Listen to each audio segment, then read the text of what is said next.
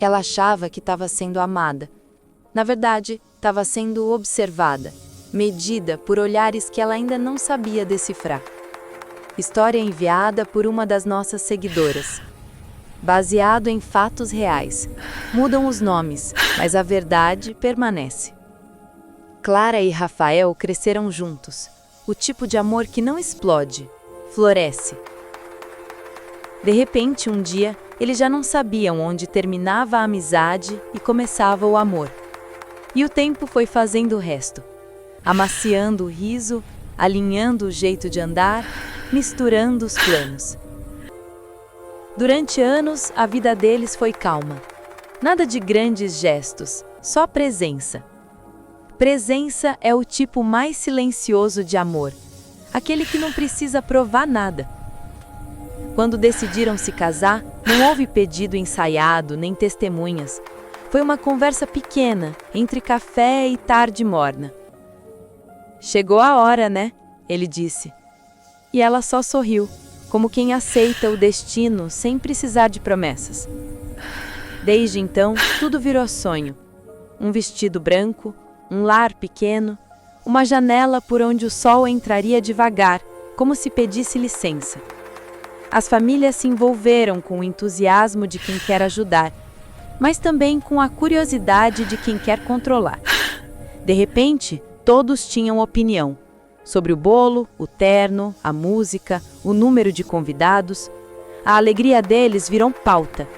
E junto com o amor, chegou um peso novo, o olhar do outro. Clara tentava se manter leve.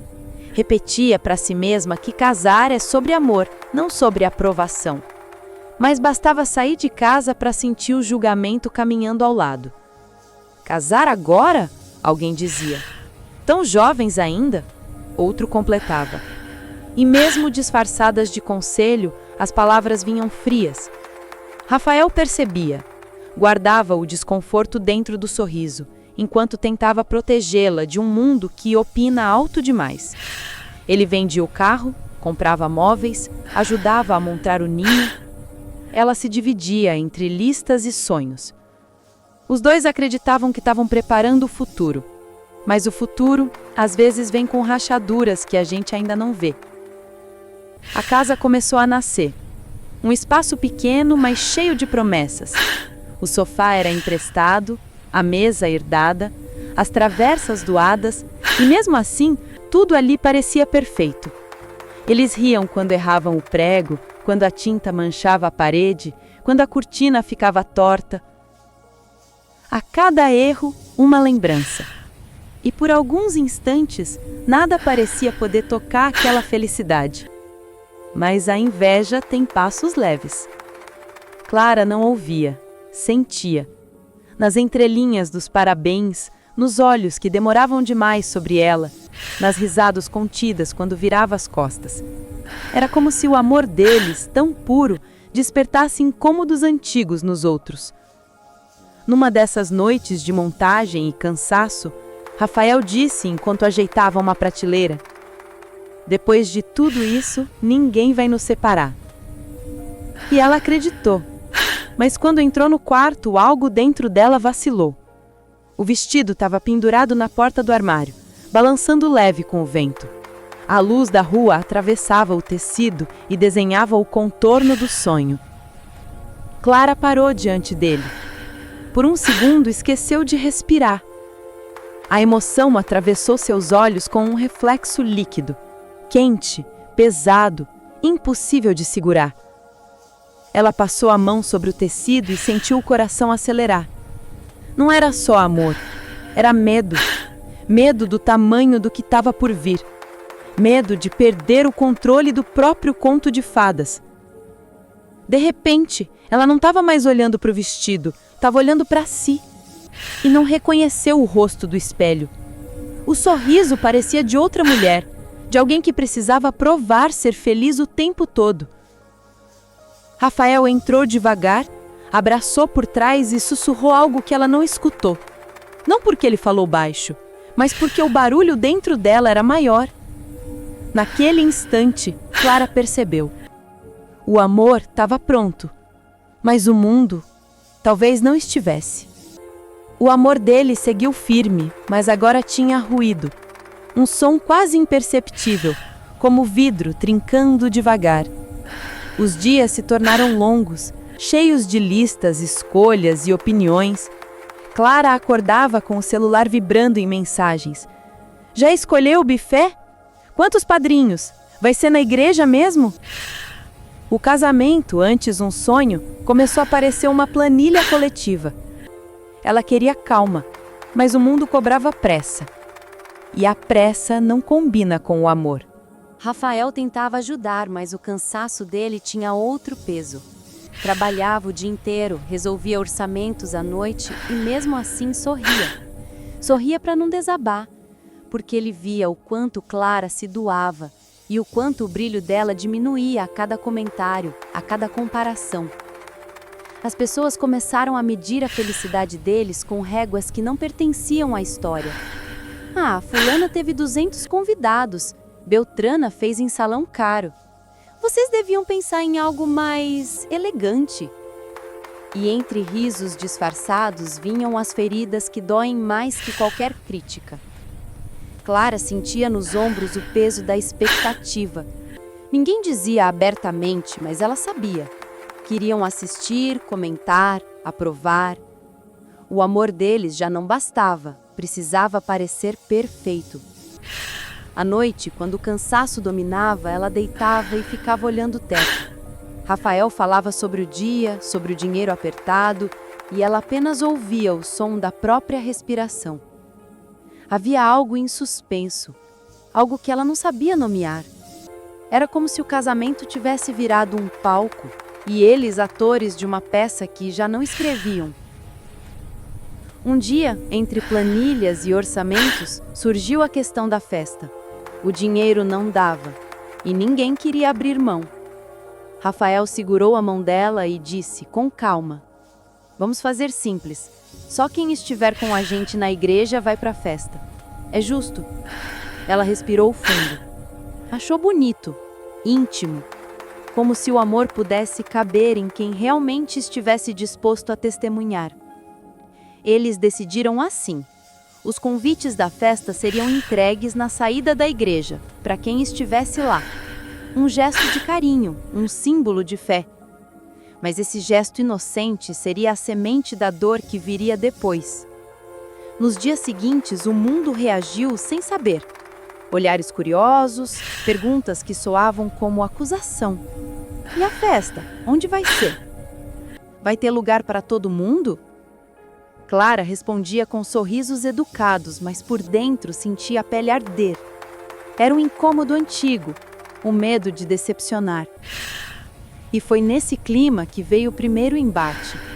A mãe de Rafael, mulher de presença forte e voz que sempre enchia a casa, apareceu certa noite com o olhar firme e o corpo inclinado para frente, o jeito típico de quem chega para discordar. Sentou-se sem pedir licença, cruzou as pernas e soltou, num tom que misturava ironia e autoridade: "Essa história de só entrar na festa quem for na igreja é um absurdo, Clara. Minhas amigas de Pouso Alto não vão conseguir chegar a tempo. Querem ir direto para o salão. O que eu vou dizer para elas? Que meu próprio filho não quer recebê-las?" O ar pareceu mudar de temperatura. Clara sentiu o estômago apertar. As mãos começaram a suar.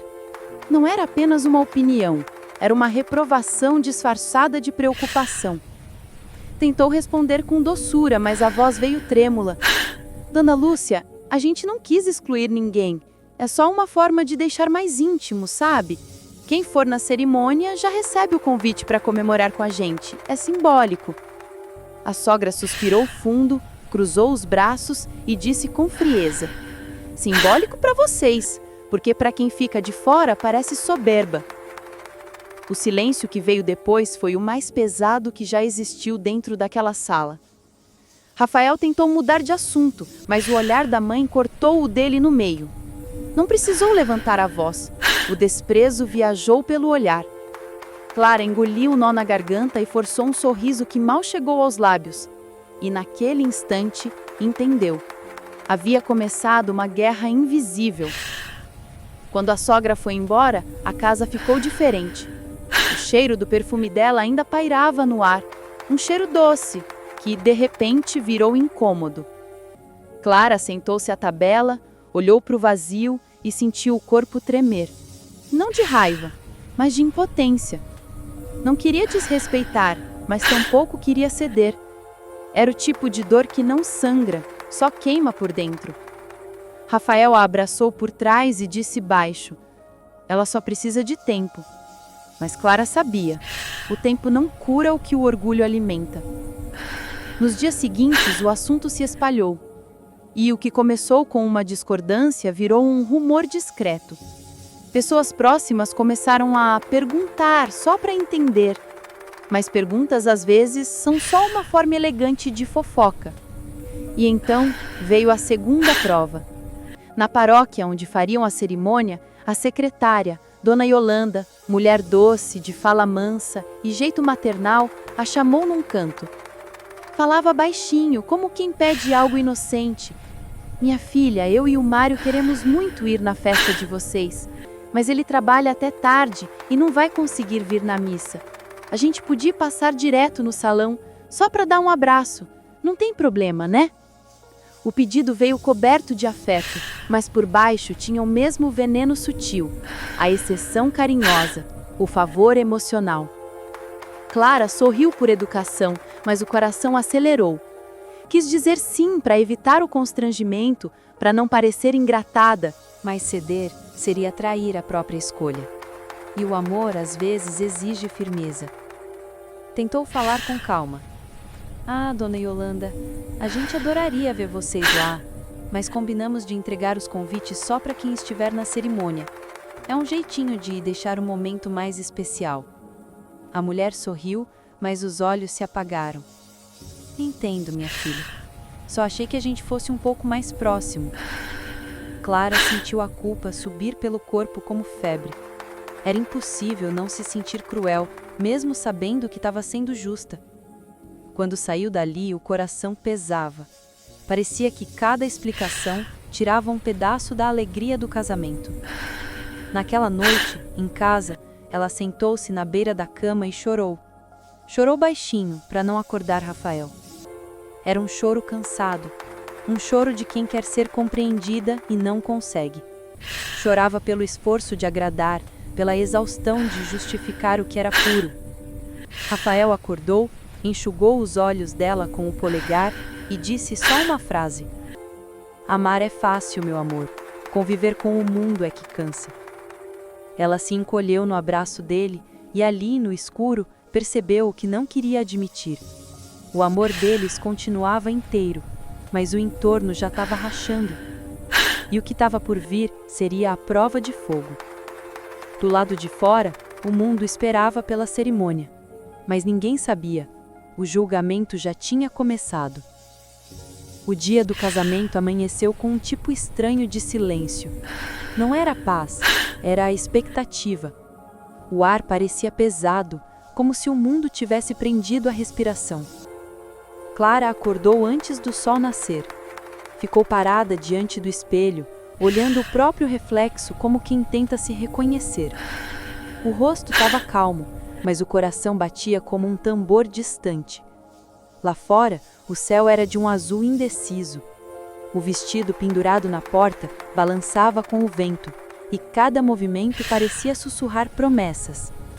Ela passou a mão sobre o tecido, sentindo o frio da renda nos dedos, e por um segundo o amor parecia simples de novo. Mas o medo logo voltou, aquele medo mudo que mora entre o estômago e a garganta. Rafael chegou mais tarde, terno nas mãos, olhos marejados. Quando a viu pronta, parou.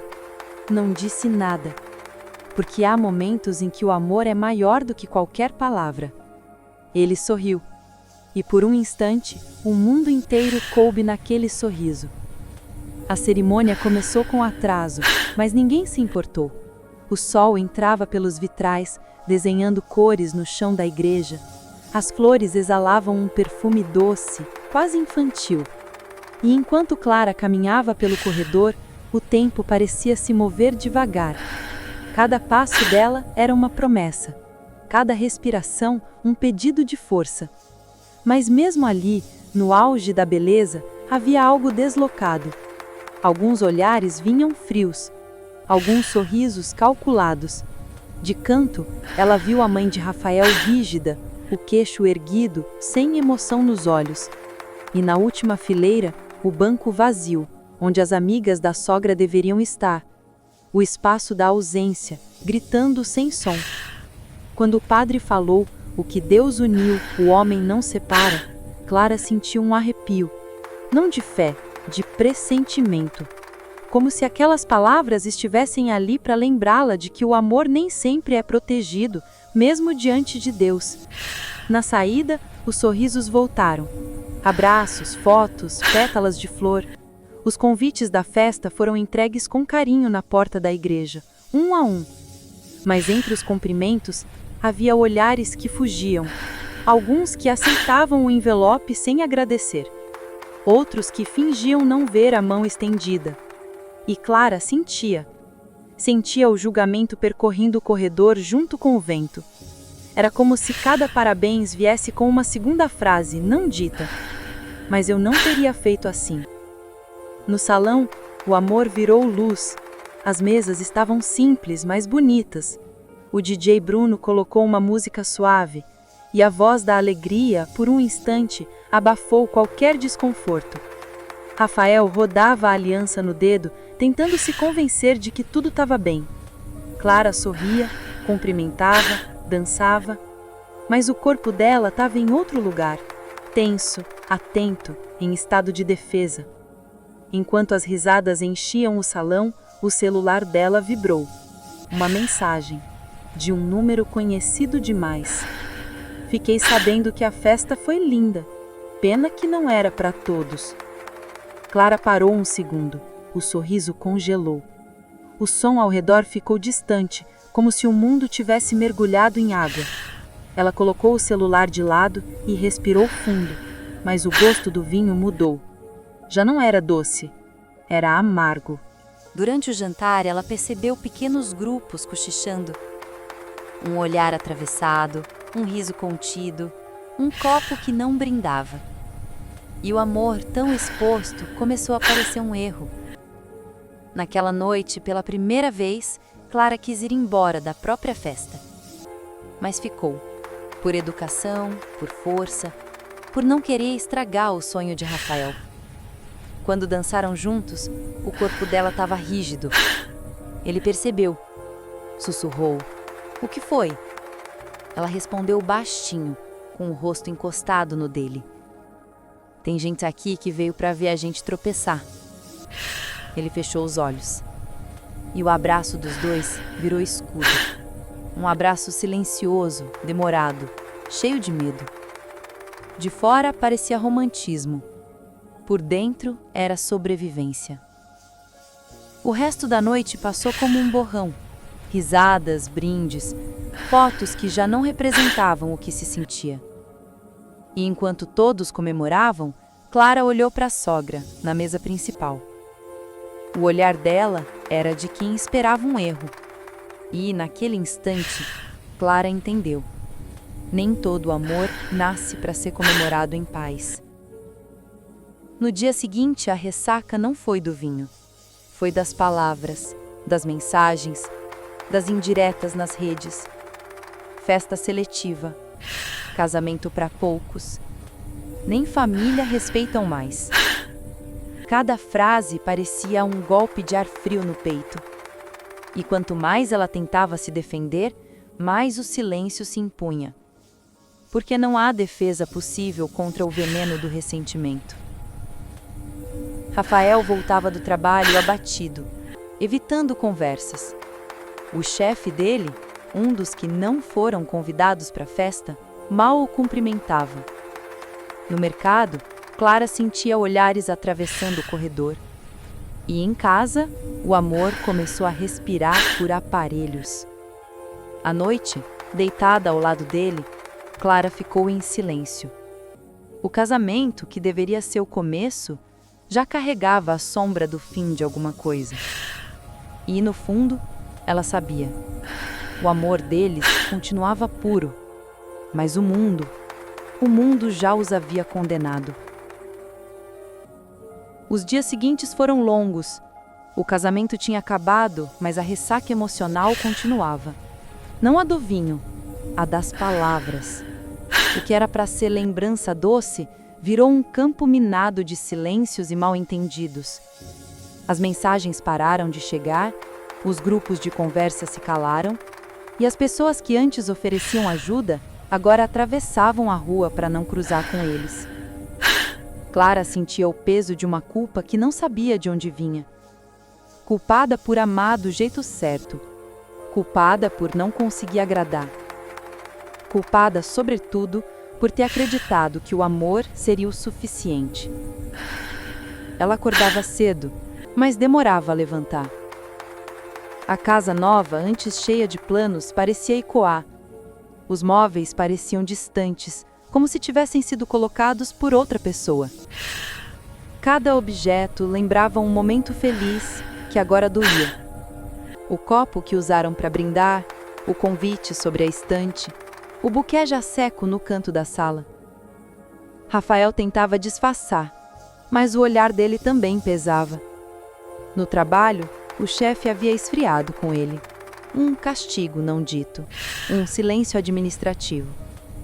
Em casa ele fingia otimismo, fazia piada, mas o riso vinha quebrado. Aos poucos, os dois começaram a falar menos. E quando o amor silencia, o medo fala. Clara começou a evitar sair. Cada esquina parecia trazer de volta alguém com um comentário. Pena que não deu para ir, soube que foi bonito. Palavras que pareciam gentis, mas vinham afiadas. À noite, ela e Rafael jantavam em silêncio. O barulho dos talheres era a única conversa. Um ruído metálico, frio. Ela observava o rosto dele à luz amarela da cozinha e se perguntava: será que ainda somos os mesmos? Um dia, o telefone tocou. Era Juliana, uma amiga antiga, uma das que ficaram de fora.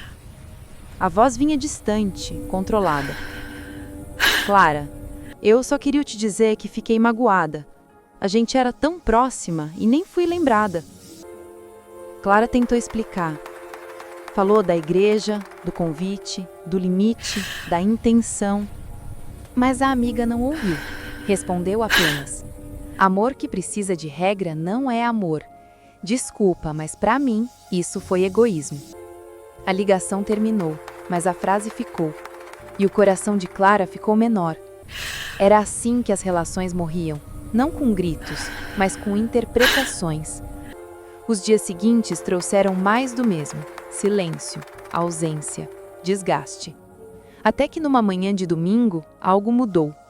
Rafael estava na varanda tomando café quando ela se aproximou. Ele estendeu a xícara para ela e, sem planejar, os dois começaram a rir. Um riso leve, antigo, daqueles que a gente esquece que sabe. O riso virou conversa, a conversa virou desabafo e o desabafo, perdão. Rafael segurou a mão dela e disse: eles não estavam lá, Clara, mas a gente estava, e foi por isso que deu certo. Ela respirou fundo, deixou que as lágrimas caíssem.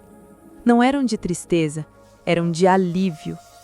O amor ainda estava ali, só precisava de silêncio para se reerguer. Nos dias seguintes começaram a reconstruir, pararam de se justificar, deixaram que o tempo fizesse o que a explicação não pode fazer. As amizades que voltaram, voltaram diferentes. As que não voltaram, deixaram espaço para a paz. E a casa, antes fria, começou a ganhar barulho de novo. Panela batendo, música baixa, cheiro de café. Uma noite, Clara colocou uma música antiga. Rafael veio da cozinha, enxugando as mãos. Ela sorriu e estendeu a mão. Ele aceitou, sem perguntar. Dançaram devagar no meio da sala. Sem vestido, sem terno, sem plateia. Só eles dois. O mesmo amor, agora quieto, mais maduro, mais deles. Lá fora, a cidade seguia indiferente. Mas dentro daquela casa, algo se realinhava. Não era a imagem que os outros tinham deles, era o que restava quando tudo se quebrava. O vínculo invisível entre duas almas que escolheram ficar. Clara encostou o rosto no peito dele e fechou os olhos. O som do coração de Rafael era a única música que precisava.